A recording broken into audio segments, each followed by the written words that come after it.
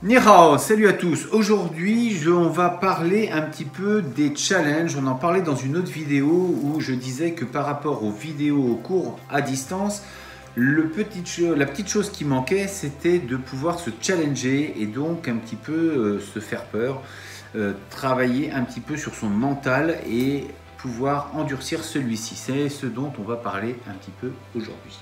Et à ce sujet, j'ai une petite anecdote à vous raconter. En fait, on avait été faire un stage dans le sud et près d'une petite ville, enfin c'est un petit village même qui s'appelle Picpoul. Donc on avait passé une semaine dans une sorte de dojo, un petit peu un séminaire, où tous les jours on avait des types de travaux différents, du combat, du tir à l'arc, de la calligraphie et j'en passe.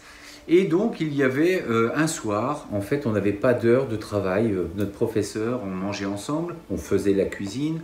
Et en fait, le soir, ça lui prenait un petit peu l'envie de dire allez hop, on se met à s'entraîner. Donc on s'est entraîné dans le noir une fois, toute lumière éteinte, et pour développer un petit peu la sensation. Enfin bon, il y avait plein d'exercices vraiment sympas à faire. Et puis un soir, là d'un seul coup, il nous prend deux personnes et il nous emmène. Donc il faisait nuit, pour situer un petit peu l'action, on est en pleine campagne. Quand je dis en pleine campagne, il n'y a pas de, on est vraiment perdu. Il n'y a que nous, il n'y a qu'une petite maison qui est là, et on est vraiment perdu dans les forêts. Enfin, pas loin, il y a des champs, mais en fait, il y a des forêts. Et donc, notre professeur nous prend. Donc, il y avait Freddy et moi. Vous avez déjà vu Freddy dans d'autres vidéos. Et il nous emmène comme ça, on discute sur la route et on part. Donc, on ne sait pas du tout où on va. Et là, on se dit, qu'est-ce qui se passe ? Bon, connaissant notre prof, on sait qu'il est parfois un peu bizarre, un peu rustre, mais de là, nous emmener comme ça, on ne savait vraiment pas ce qui nous attendait. On arrive, donc on marche peut-être une bonne quinzaine de minutes dans les petites allées de la campagne, sur une petite départementale où il n'y a personne. Donc pour vous situer l'heure, il est à peu près minuit, 11h30, minuit, il fait vraiment nuit. Et donc on marche sur cette route et il nous dit, est-ce que vous vous rappelez du chemin que l'on a fait ce matin? Oui, parce que le matin, nous avions fait une promenade dans la forêt où on avait fait quelques exercices et ça avait duré toute la matinée, donc dans une forêt qu'on ne connaît pas, et on avait suivi un chemin. Et là, il nous demande si on se rappelle du chemin. Donc pour vous faire court, il faisait jour, là il fait nuit, donc tous les repères sont complètement absents, ils ont disparu. Et donc on arrive à un endroit et il me dit... Donc on s'arrête tous les trois, et là il me dit, tu te rappelles par où on est arrivé? Donc quand on a fini la matinée, on a fini à un endroit, on est sorti de la forêt, et on est arrivé sur la route. Il me dit, est-ce que tu te souviens de cet endroit?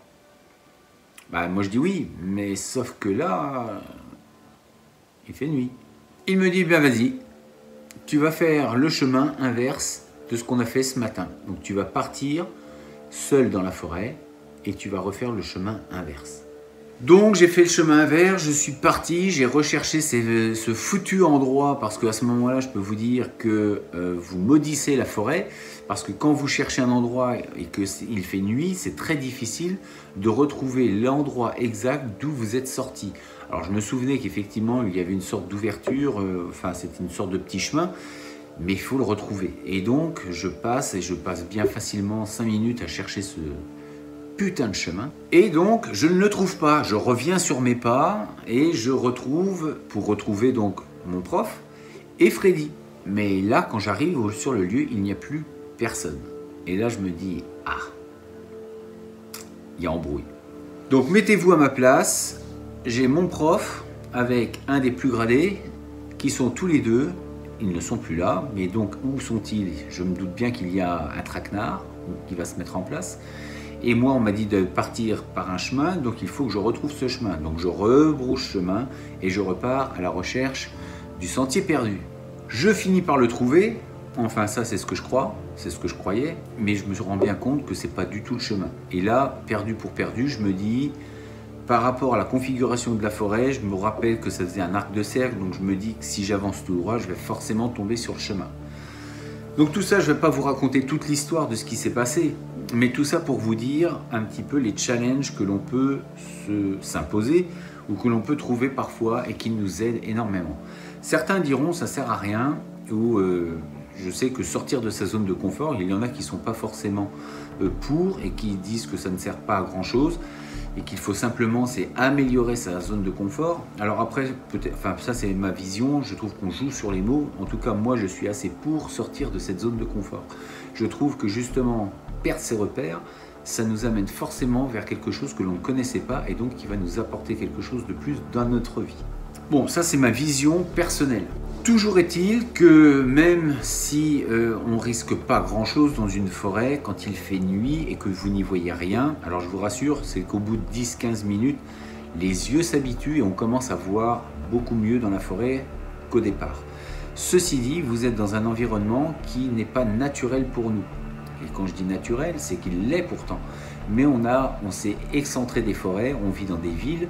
Et aujourd'hui, on a moins peur d'aller la nuit dans une ville que d'aller dans une forêt. Et pourtant, je pense qu'il y a sûrement plus de risques d'aller se promener dans des villes ou dans des quartiers que d'aller en pleine forêt.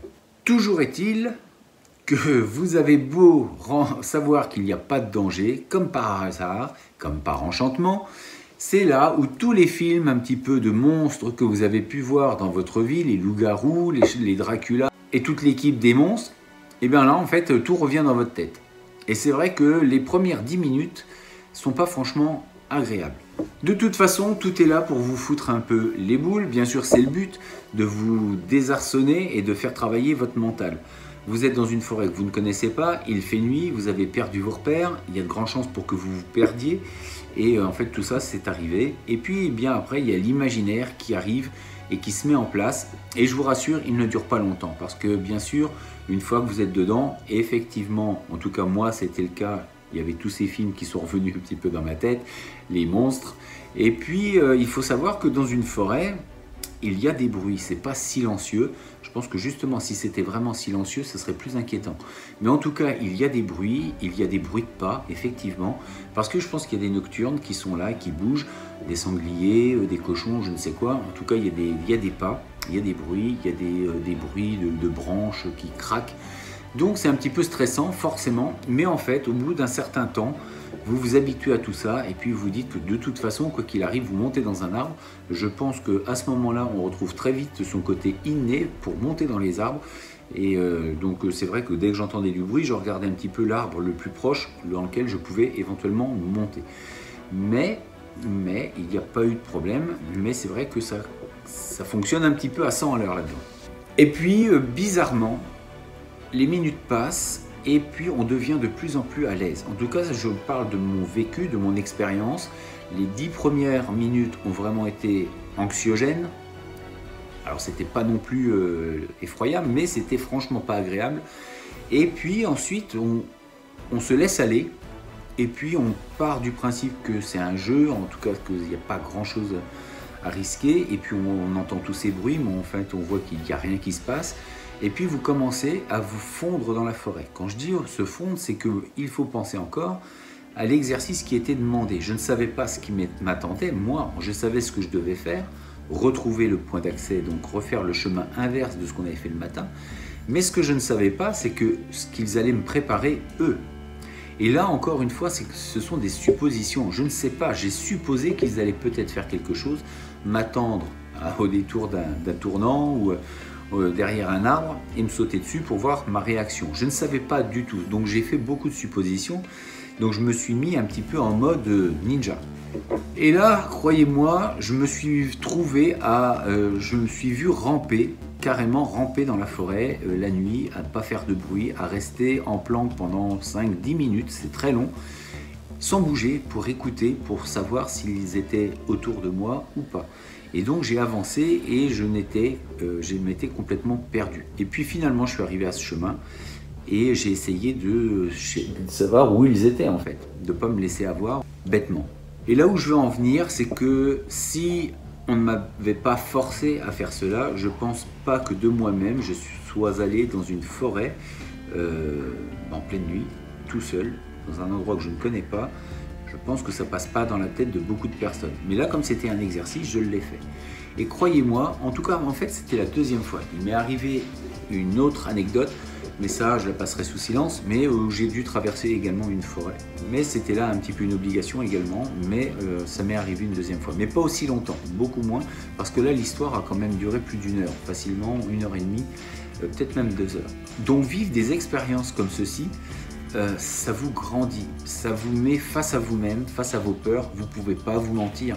Je ne vais pas vous mentir de dire non, j'ai pas eu peur. Bien sûr que j'ai eu peur, j'étais pas à l'aise, j'étais franchement pas à l'aise du tout, je ne voyais rien, il y avait des bruits et puis on se dit je suis dans une forêt. Alors que pour certains, la forêt c'est quelque chose de très cool. Je connais une personne en particulier, il se reconnaîtra, Hilaire, salut. Lui, vous le mettez en forêt même la nuit, tout seul, il va dormir dans la forêt, c'est un vrai bûcheron quoi. C'est lui la forêt, il n'y a pas de problème, il va même nager dans les lacs en pleine nuit, ou enfin, un truc de fou quand même. On a des peurs qui nous mangent de l'intérieur et ces peurs on va les retrouver dès qu'on voudra s'engager sur un chemin pour atteindre nos projets et nos objectifs et nos rêves. Si on ne s'y confronte pas de temps en temps, ou en tout cas sans prendre de vrais risques, parce qu'on se rend compte que qu'est-ce qui nous fait peur réellement, c'est la peur de mourir, la peur de qu'est-ce qu'on risque vraiment. Mais est-ce qu'on risque de mourir dans une forêt? Il y a un risque bien sûr, mais de là à mourir, ça serait vraiment pas de bol. Franchement, vous tombez sur un loup-garou, c'est quand même rare. Bon, je plaisante. Quoique, savoir qui on est, se confronter à des objectifs, à des challenges, ça nous permet encore une fois de se durcir face à la vie et de prendre conscience surtout qu'on fait beaucoup de suppositions sur ce qui pourrait nous arriver. Et c'est ce qui nous fait peur, c'est ce qui nous freine. On se fait beaucoup de suppositions, peut-être qu'il y a ceci qui va m'arriver, et peut-être que ceci, et que cela.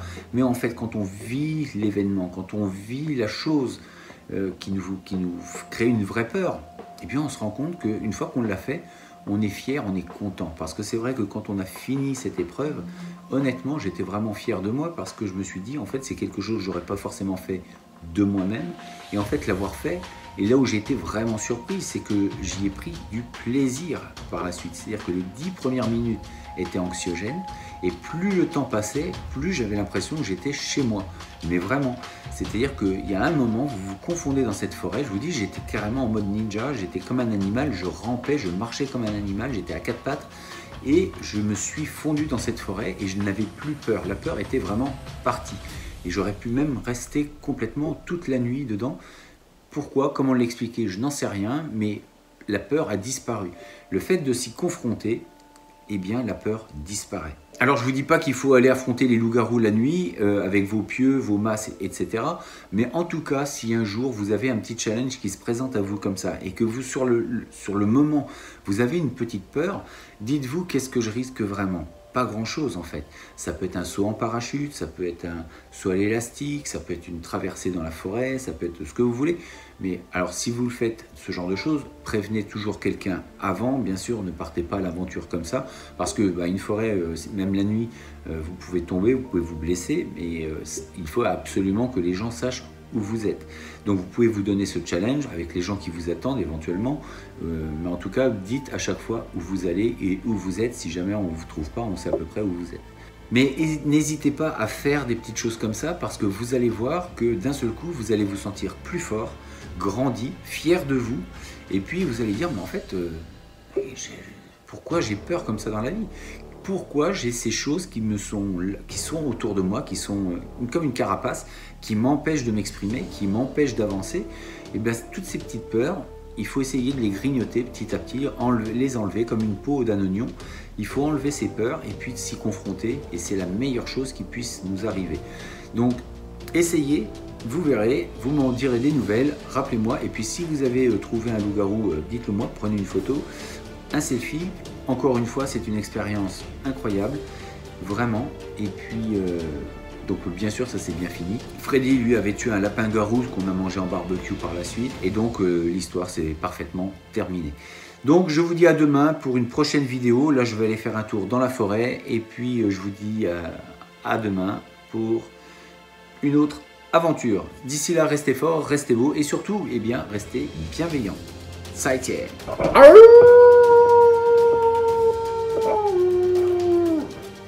Qu'est-ce qui m'arrive?